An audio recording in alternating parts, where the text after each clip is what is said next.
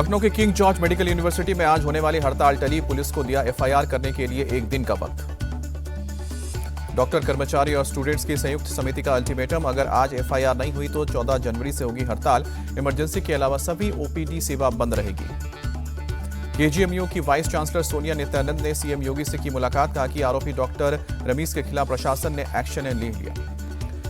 KGMU की fact finding committee ने धर्मांतरण के मामले की एसटीएफ से जांच की सिफारिश की है। राज्य सरकार को जांच के लिए पत्र भी लिखा है। केजीएमयू में तोड़फोड़ का मामला गरमाया, महिला आयोग के उपाध्यक्ष के साथ आए संदिग्धों पर एफआईआर की मांग। एक्शन न होने पर स्टाफ कल हड़ताल करेगा। पटना में एक छात्रा की संदिग्ध मौत के बाद शव के साथ लोगों ने किया गांधी मैदान के पास प्रदर्शन। मौके पर पुलिस के साथ प्रदर्शनकारियों की झड़प हुई।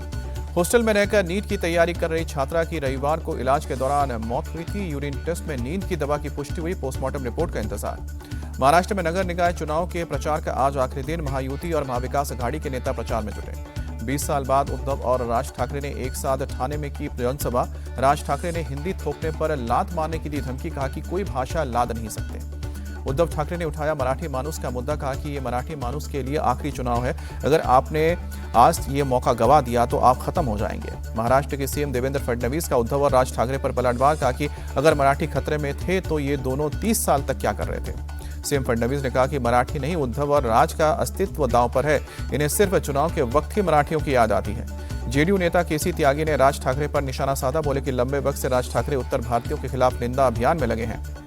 केसी त्यागी ने कहा कि सभी उत्तर भारतीयों से मेरी अपील है कि इस बार बीएमसी चुनाव में राज ठाकरे के सभी उम्मीदवारों की जमानत जब्त करें। बिहार के मंत्री दिलीप जायसवाल का राज ठाकरे पर हमला, कहा कि उनकी देश को तोड़ने वाली साजिश नाकाम होगी। राज ठाकरे के बयान पर कांग्रेस भी नाराज। नाना पटोले बोले, संविधान की तौहीन करने वालों पर टिप्पणी का कोई मतलब नहीं। महाराष्ट्र के मंत्री नीतीश राणे का उद्धव और राज ठाकरे पर हमला, बोले कि हिंदी मराठी के नाम पर दोनों भाई हिंदू समाज को बांट रहे हैं। ये लोग पाकिस्तान में बैठे अपने अब्बा को खुश करना चाहते हैं। महाराष्ट्र निकाय चुनाव में उद्धव गुट को जीत का भरोसा। आदित्य ठाकरे बोले, मराठियों को सिर्फ ठाकरे बंधुओं पर विश्वास। एनसीपी शरद गुट की सांसद सुप्रिया सुले का बड़ा आरोप, कहा कि महायुति ने नगर निगम चुनाव को पैसे का चुनाव बनाया है। बीजेपी पार्टी और घर तोड़ती है। सुप्रिया सुले ने कहा कि रोटी, कपड़ा, मकान, गटर, मीटर, वाटर और सब खामोश। बांग्लादेशी कैसे घुसे, पहले बीजेपी इसका जवाब दे। सुप्रिया सुले के बीजेपी पर टारगेट पॉलिटिक्स का लगाया आरोप, कहा कि ईडी सीबीआई से विपक्ष को टारगेट किया जा रहा है। अंबरनाथ निगम चुनाव में महायुति की तकरार उजागर। विहिप के खिलाफ अजीत गुट ने बीजेपी के विरोध में डाला वोट। 4 नेताओं के समर्थन से शिंदे गुट के सदाशिव पटेल बने हैं उपाध्यक्ष। चुनाव के दौरान सदन बना जंग का अखाड़ा। शिंदे गुट और बीजेपी नेताओं के बीच झड़प। फैसले के खिलाफ कोर्ट जाएगी बीजेपी। नागपुर महानगर पालिका चुनाव को लेकर बीजेपी का दांव, सरकार बनने पर स्ट्रे डॉग्स के निजात दिलाने का वादा। फडणवीस की अजीत पवार पर टिप्पणी को लेकर कांग्रेस का सवाल पूछा, आरोप लगाकर सरकार चलाने का क्या मजबूरी है।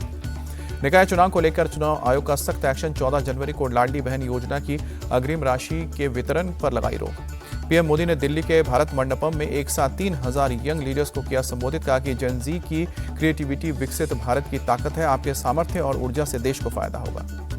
मोदी बोले, हमारी युवा पीढ़ी पर दुनिया को नाज है। टेक्नोलॉजी से लेकर हर क्षेत्र में विकास के लिए आपके पास सुनहरा अवसर है। पीएम मोदी ने कहा कि मेरे सीएम बनने से पीएम बनने के सफर तक युवाओं पर भरोसा कायम रहा है। इन्होंने देश के लिए कई बुलंदियां हासिल की हैं। यंग लीडर्स समिट में अलग अलग क्षेत्रों की प्रदर्शनी लगाई गई है। प्रधानमंत्री मोदी ने जायजा भी लिया। 17 जनवरी को बंगाल दौरे पर जाएंगे प्रधानमंत्री मोदी। गुवाहाटी से कोलकाता के लिए पहली वंदे भारत स्लीपर ट्रेन का करेंगे उद्घाटन। 6 मई अमृत भारत एक्सप्रेस की भी होगी लॉन्चिंग। बंगाल चुनाव को लेकर एक्टिव मोड में कांग्रेस। 17 जनवरी को दिल्ली में पार्टी वर्कर्स की मीटिंग। 18 को कोलकाता में स्क्रीनिंग कमेटी की बैठक। चुनाव आयोग को ममता बनर्जी का 5वां लेटर। एसआईआर में 20 साल पुराने कानून के उल्लंघन का आरोप लगाया, कहा कि इससे वोटर्स को हो रही है दिक्कत। ममता बोली, सिस्टम में खामियों से आम लोग हो रहे हैं परेशान। वेरिफिकेशन के लिए बार बार डेटा उपलब्ध कराना संभव नहीं। चुनाव आयोग के खिलाफ ममता की शिकायत पर बोले टीएमसी सांसद कल्याण बनर्जी, हमें कोर्ट में ईसी के हलफनामे का इंतजार। हावड़ा से टीएमसी विधायक अरुणाभ सेन का विवादित बयान। बंगाल बीजेपी के हिंदी भाषी नेताओं के घर तोड़ने की धमकी दी, कहा कि बंगालियों पर अत्याचार का बदला लेना होगा। बिहार सरकार के मंत्री रामकृपाल यादव का मुख्यमंत्री ममता बनर्जी पर हमला, बोले कि ममता बनर्जी के नेतृत्व में अराजकता के हालात।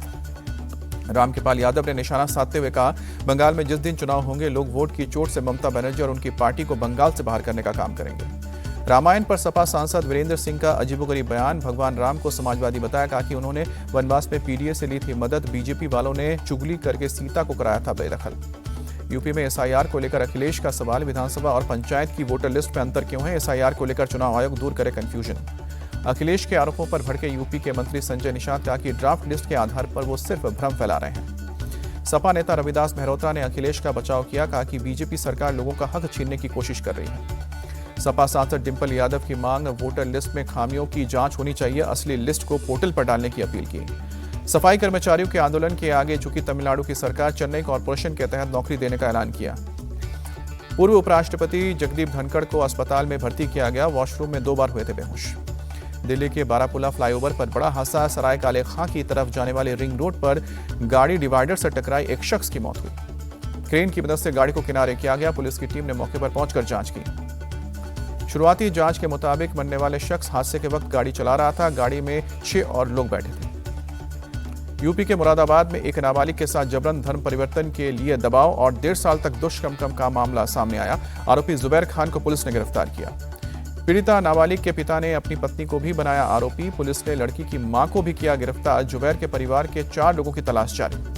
पीड़िता के मुताबिक जुबैर ने मस्जिद से चंदा जमा कर 20 लाख रुपए और मकान देने का लालच दिया था। पीड़िता की मां और जुबैर की 4 बहनों ने करवाया रेप। यूपी में अलीगढ़ के जवार गांव में 2 पक्षों के बीच ताश खेलने को लेकर जमकर पथराव हुआ। 10 लोग घायल हुए, 10 से 12 लोग हिरासत में लिए गए। घायलों के मुताबिक बाइक से आए कुछ लोगों ने किया हमला। पुलिस ने एहतियातन गांव में फोर्स की तैनाती की, मामले की जांच जारी। नोएडा के फेज 3 थाना इलाके में निर्माणाधीन इमारत का एक हिस्सा गिरा, हादसे में 2 लोगों को चोट लगी।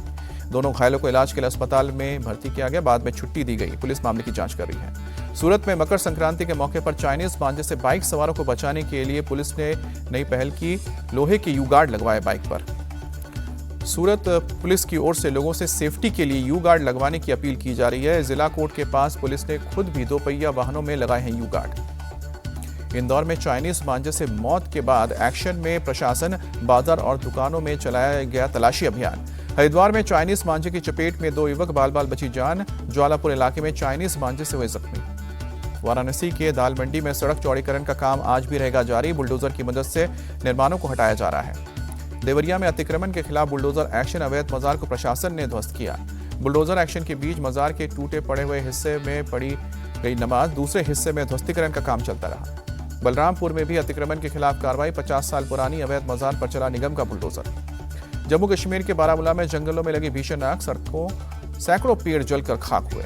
फायर ब्रिगेड और वन विभाग की टीम ने आग पर काबू पाने के लिए कोशिश की, किसी के हताहत होने की खबर नहीं।